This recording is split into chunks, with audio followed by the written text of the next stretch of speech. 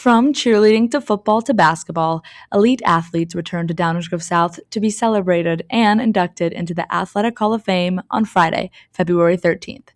When talking with Ryan Watto, a member of the 2003 cheerleading state championship team, he describes what sports at DGS meant to him. Well, personally, after going through everything yesterday, it just kind of brings everything full circle, and really now understanding what athletics was, especially growing up from youth to middle school all the way through high school. However, the 2003 team had something truly special. They were a co-ed team with an equal number of boys and girls. Here's Watto on how that affected their team. Throughout the year, we kind of had to learn to,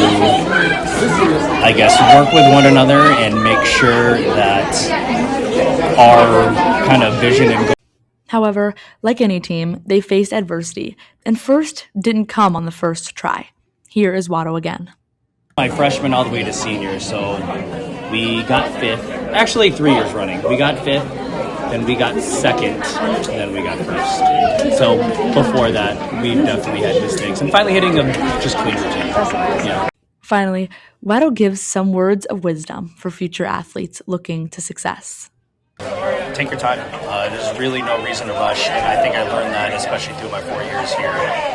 Your time will come. This is Jillian Myers with the Downers Grove South Blueprint.